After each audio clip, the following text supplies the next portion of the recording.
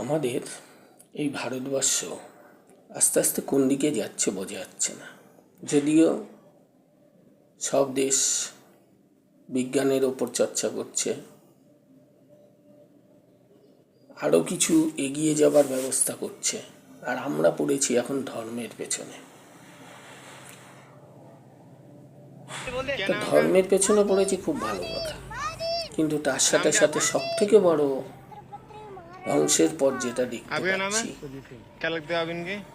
একটা ছোট্ট বাচ্চা, তাকে মোদি মোদি করা শিখিয়েছে তার বাবা, কারণ সেটার দ্বারা তার আয় হচ্ছে। এই যে ছোট্ট বাচ্চার শৈশবটা, সেটার কথা কিন্তু সে ভাবছে না, যে তার এই সময় কিন্তু ওসব বলার কথা নয়, কারণ সে রাজনীতির কিছুই বোঝে না। সে বোঝে না সে কি বলছে, তার বাবা মা তাকে শিখিয়ে দিচ্ছে, সে সেটাই বলছে। এখানে দোষ তো বাবা তার, যাকে ধরে চাপকানো দরকার, একদম উপর থেকে নিচ পর্যন্ত চাপকানো দরকার, কিন্তু সেটা আমাদের দেশে এখন সম্ভব নয়। কারণ আমাদের দেশটা এখন মানে ধরে নিন ওই অন্ধকার যুগের মতো একটা যুগে চলছে, যেখানে মানে বিজ্ঞান নিয়ে চর্চা নেই, শিক্ষা নিয়ে চর্চা নেই, একটাই চর্চা, সেটা হলো মোদি মোদি করে চলা।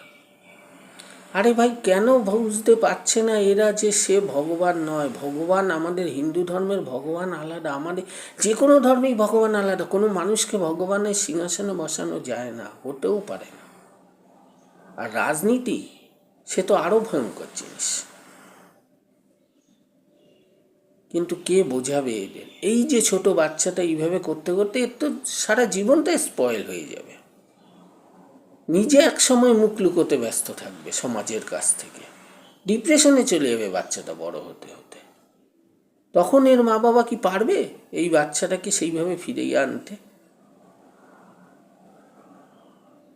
যারা আজকে তাদেরকে বাচ্চাটার ছবি দেখে এসে দেখে সমর্থন করছে, তাদেরকে বলবো একবার ভাবুন, আপনাদেরও ঘরে বাচ্চা আছে। এইভাবে করে বাচ্চাগুলো জীবনগুলো নষ্ট করে দেবেন না। বাবা মা হয়েছেন, অন্যভাবে আয় করে তাদের খাওয়ান, কোনো অসুবিধা নেই, কিন্তু এইভাবে তাদের জীবনটা নষ্ট করবেন না, বাচ্চাটার জীবনটাকে নষ্ট করবেন না। সে কিচ্ছু বোঝে না, সে একটা ফুলের কুড়ি, সবে ফুটতে শুরু করেছে, তাকে বাঁচান। ধন্যবাদ।